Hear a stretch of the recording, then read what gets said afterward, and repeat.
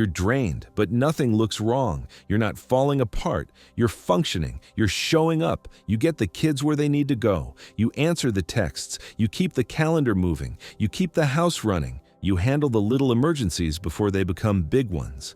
On the outside, you look steady, capable, reliable, the kind of woman people lean on. But inside, something feels quietly depleted. Like your light has dimmed, and you cannot explain when it happened. Sleep helps, but it does not restore you. A day off comes and goes, and you still wake up with that same low-grade heaviness, as if you never fully returned to yourself. Here's the strange question most people never ask. What if your exhaustion is not proof that life is too hard, but proof that you have been living too far from your own inner truth while doing everything right? What if the problem is not your workload, but your distance from yourself? Carl Jung would recognize this pattern immediately. He believed we all develop a persona, a social mask that helps us belong, perform, and stay accepted. The persona is not evil. It is useful. But when it runs your life, it becomes expensive. It demands that you keep smiling when you want to rest. It trains you to say yes before you have even felt your own no. And the true self, the quieter inner authority that knows what you need and what you cannot keep carrying, gets pushed into the background. That is how the daily betrayals happen. Not in dramatic scenes, in ordinary moments that look harmless. It looks like agreeing to one more neighborhood dinner or work event because you do not want to seem difficult, even though your body is already begging for a quiet night. It looks like invisible household labor that never makes the to-do list, the meal planning, the laundry cycles, the permission slips, the birthday gifts, the cleaning. No one notices until it is not done. You do it automatically because you are the one who remembers. You are the one who smooths the edges. You are the one who makes life easier for everyone else. And because these habits are socially rewarded, they rarely get questioned. You are praised for being dependable. You are admired for being easygoing. You are told you are strong. Over time, you start confusing approval with safety. You keep performing the version of you that keeps everyone comfortable, even when that performance is slowly draining your vitality. Here is the uncomfortable truth. The habits that drain you most are often the ones people clap for, the ones you call maturity, the ones you call love, the ones you call being a good woman. So we are going to begin where the leak usually starts, with the first signal your body gives you, the quiet no you have been trained to override.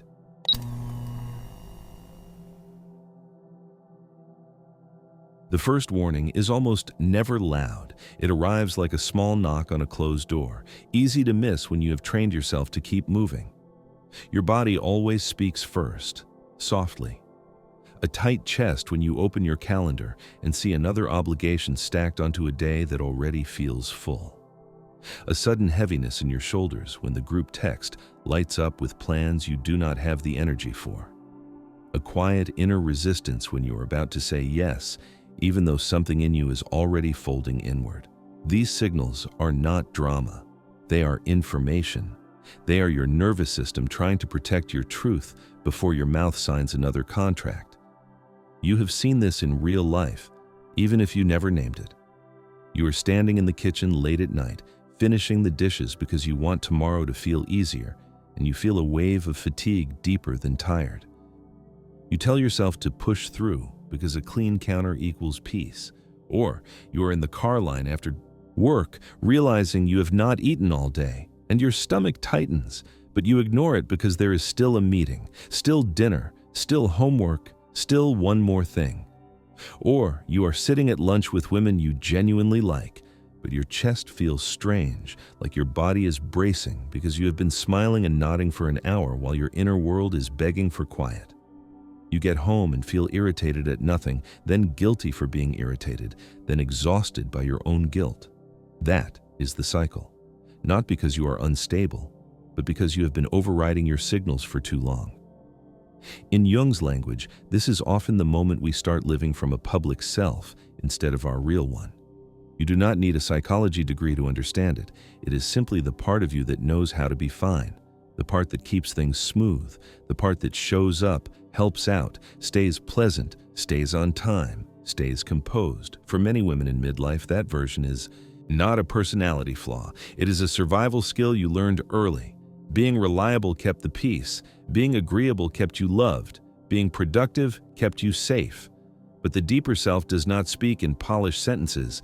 It speaks through the body, through pressure, through fatigue, through that small recoil you feel right before you abandon yourself again. Here is the healing truth. When you dismiss those sensations, your body is not punishing you, it is protecting you. It begins withdrawing energy because it cannot keep funding a life that requires you to ignore yourself. This is the first quiet leak that makes all the others possible, but it is also the first place you can begin to come back. So start small. The next time your body gives you that first signal, do not argue with it. Pause. Put a hand on your chest or your stomach and ask, what am I saying yes to right now that my body is saying no to? You do not have to fix your whole life in one day. You only have to stop abandoning yourself in one moment. That is how your energy returns, one honest pause at a time.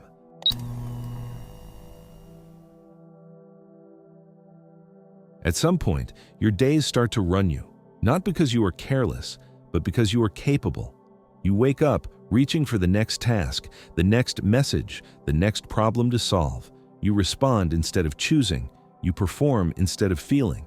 You move through life as a role, not a presence. From the outside, it can look like success. Lunches get scheduled, birthdays get remembered, permission slips get signed, bills get paid, you keep the whole machine moving. But inside, it can feel like you are watching your life from the hallway, hearing your own footsteps, yet not quite living in your own body. You can spot autopilot in the smallest social moments. A friend invites you to something you do not want to attend, and you say yes before you even notice your shoulders tighten. A coworker asks for a favor that is not really your responsibility, and you agree because you do not want to seem difficult. A partner is distracted, a teenager is venting, a parent needs something, and you become the emotional switchboard that keeps everyone connected and calm. Then, the house finally goes quiet. You sit down, and you realize you have not heard your own thoughts all day. So you scroll on your phone, not because you are shallow, but because your mind cannot handle one more decision. That numb, glazed feeling is not laziness. It is your psyche asking for a return to yourself. Jung would say this is when the persona begins to replace the self. The persona is not a villain. It is simply the public you, the part trained to function, fit in, and keep things smooth. It is the self that knows how to say the right thing, hold it together, and stay useful. Most of us learn it early. We learn what gets praise, what prevents conflict, what makes us feel safe. But when you live there too long, you become efficient at everything except being alive. Efficiency turns into anesthesia. You override your emotions to keep the schedule intact. You move through conversations like you are reading lines, nodding at the right times, laughing on cue, saying, "I'm fine," with perfect timing. And slowly, your inner vitality dulls, not because you do too much, but because you are no longer inside what you are doing. This is why midlife exhaustion can feel so confusing. You can have a decent life and still feel empty. You can be loved and still feel unseen. You can be surrounded and still feel alone. When you have lived as a role for too long, you start forgetting that you are more than what you provide. The cost is subtle.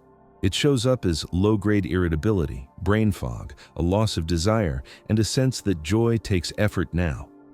The soul does not scream at first, it simply fades, hoping you will notice. And here is the hopeful part. Noticing is already a return. If you can name the autopilot, you can interrupt it. Even once, take one breath before you answer. Ask yourself, quietly, what am I feeling right now? That small pause is how the self finds you again. And over time, disconnection stops feeling like duty and starts feeling like a signal guiding you back home.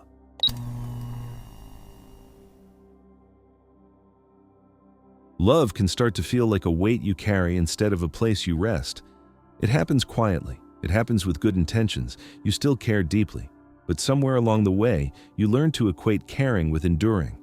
So you normalize exhaustion as care. You accept emotional depletion as loyalty. You tell yourself love is supposed to feel heavy. And in midlife, that story can feel almost sacred, because it has kept so many relationships afloat. You become the one who remembers everyone's needs, the one who checks in, the one who smooths over tension at family gatherings with a smile that costs you more than anyone sees. The one who answers the late-night call when your phone buzzes against the nightstand and the vibration shoots through the quiet like an alarm. You listen to a sibling's crisis while your eyes burn with fatigue, your body aching for sleep, and they never once ask how you are.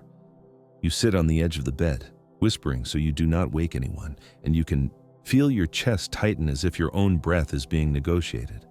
You see it in the pattern of who shows up for you and who only shows up for what you can carry. People come to you when they are unraveling, then disappear when you need support. You tell yourself they are busy. You tell yourself you are strong. You tell yourself this is what love looks like.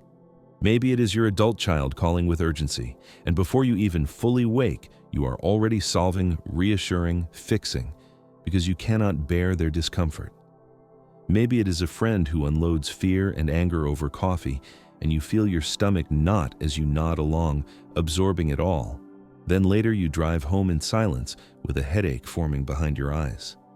Maybe it is the family member who says, "I don't know what I'd do without you," as if your role is to be endlessly available, but never asks what it costs you. In those moments, your care becomes a currency, and you keep paying because you were taught. Love must be proven through sacrifice. Jung would call this a subtle form of self-betrayal, not because compassion is wrong, but because compassion without boundaries becomes a way of disappearing. The helpful, dependable persona steps forward, relieved to have a job to do, proud to be needed, but the self, your deeper center, dims a little each time you override your limits. It is not dramatic, it is a slow fading. Resentment rises, then guilt follows, and you try to erase both by giving more. That cycle is not proof that you are broken. It is proof that you have been carrying what was never yours to carry. You do not lose your vibration by loving others. You lose it by forgetting you also deserve protection. Love is not meant to be a constant donation of your nervous system. Real love makes room for your no. Real love respects your limits, and your healing begins the moment you stop asking for permission to have boundaries and start treating your truth like something sacred you are, allowed to keep.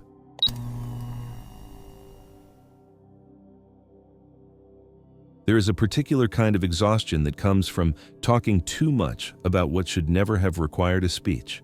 You explain your boundaries, you justify your needs, you translate your truth to avoid discomfort, and it often starts innocently, with that familiar midlife reflex to keep the peace. You practice your wording in the shower, you rewrite the text message 3 times, you soften it, you add a smiley face, you try to make a simple sound gentle enough that no one will punish you for it. You tell yourself you are being mature, but underneath, you are bargaining with your own nervous system, trying to make your limits acceptable to people who benefited from you having none. You have lived this. You tell a friend you cannot make it to another weekend gathering. You wait for the simple okay. It does not come. Instead, you feel the pressure rise in your chest, so you start explaining. You mention the long week, the early mornings, the errands, the invisible work that never ends. You hear yourself talking, and your throat tightens like your truth needs proof to be real. You tell a partner you need quiet after work. You say it, then you rush to fix it. It's not about you. You add context.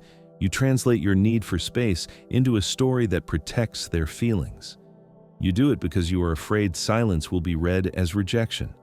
And when it is apparent, the anxiety is even sharper. Your chest starts pounding before the conversation begins. You already know what is coming. The guilt, the disbelief, the subtle accusation that you have changed.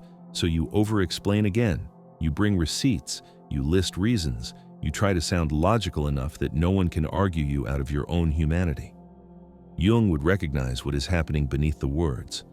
This is the persona at work, the public self trained to stay likable, reasonable, and harmless. It believes that if you explain yourself well enough, you will be granted permission to have a self. But the self does not ask permission. The self knows. And the closer you live to that inner authority, the less explanation is required, because truth does not need a courtroom. Over-explaining is not communication. It is often a quiet form of self-doubt, a ritual of proving you have the right to exist with needs. Each explanation costs energy. It places external approval above inner authority, and the more you explain, the more you teach your psyche to distrust its first knowing. Your boundaries start to feel negotiable. Your needs start to feel optional. Your truth starts to feel like a debate you might lose. This is how people disappear while still being present through constant self-editing to remain acceptable. Here is the turning point. Your first step back to yourself is simple. Say what is true, then stop. Let silence be your boundary. Let your calm be the proof. And if someone demands a speech, remember this: you are not here to be understood by everyone. You are here to stay, loyal to your own soul.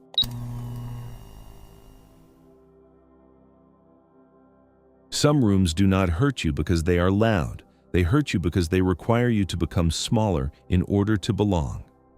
This is the most costly habit of all, staying where you are forced to shrink. You remain in spaces where silence is safer than honesty, where shrinking is rewarded as peace, where your growth threatens the balance everyone else quietly depends on. And the longer you stay, the more your body learns that your truth is dangerous, not because it is wrong, but because it disrupts a system built on your compliance. You can feel it in the ordinary places. The family dinner where forks clink against plates and someone laughs too loudly to cover the tension. You sense what cannot be said the moment you sit down. Your shoulders tighten, your jaw sets. You swallow your words before they reach your tongue because you already know how the room reacts when you speak plainly. At work, it shows up in the meeting where the air feels a little too thin, the fluorescent lights buzz softly, and you watch the clock while your heart keeps a steady, anxious beat. You know exactly what needs to be said, but you phrase it gently, then even more gently, because the person with the most fragile ego also has the most authority. You choose professional over truthful. You call it strategy. Your nervous system calls it survival. Jung would say this is what happens when the persona becomes a mask you cannot take off.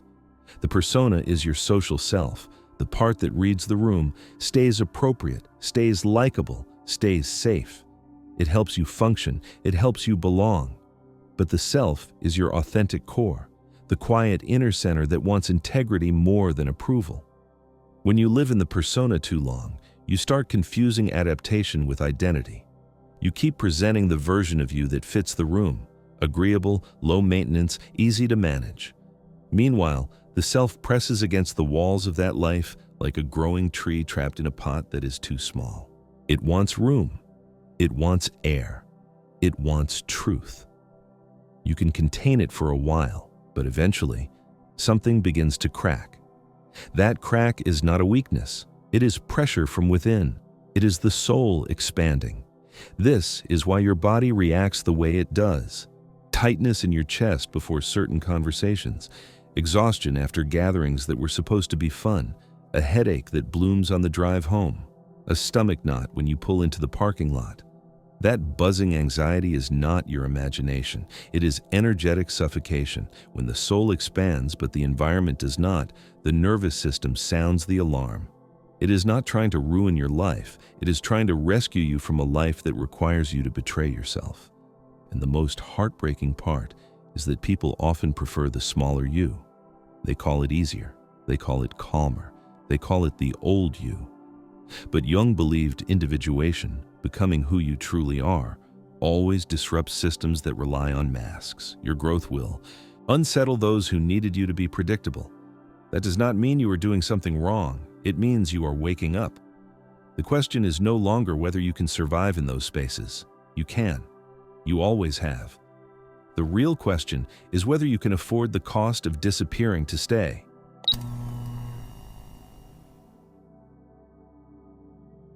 Your energy returns when you stop betraying yourself. Not in one dramatic breakthrough, not in a perfect morning routine. It returns the way circulation returns to a hand that has been held too tightly for too long.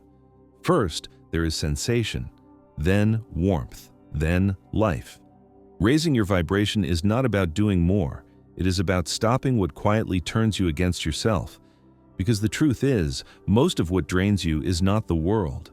It is the constant private decision to override your own signals in order to remain acceptable. This is where the lesson becomes simple, even if it is not easy. Your body is not an inconvenience, it is a compass. When you stop ignoring the first tightness in your chest, the subtle heaviness in your shoulders, the quiet nausea that appears right before you agree to something you do not want, you are not being dramatic. You are being honest. That honesty is the beginning of healing. Your nervous system has been doing its best to protect you. The moment you listen, it can finally stop screaming. Then comes the next return. You stop living automatically. You stop answering every request as if it were an emergency. You stop performing your life instead of inhabiting it. You begin to create small pauses, the kind that feel almost uncomfortable at first. A breath before you respond. A moment to ask, do I mean this, yes, or am I afraid of the no? Jung would call this a move away from the persona and back toward the self, not abandoning your responsibilities, but refusing to lose your soul inside them. It is not selfishness, it is psychological maturity. And then comes the hardest shift. You stop paying for belonging with your energy.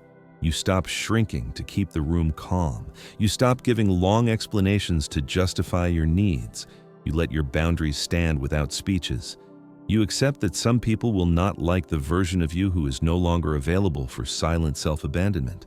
That discomfort is not a sign you are wrong. It is the sound of an old contract breaking.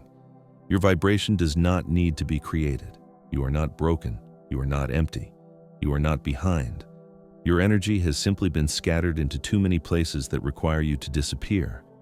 It returns naturally the moment you come back to yourself.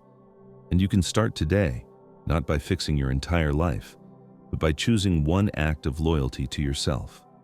One honest no. One quiet pause. One boundary held with calm.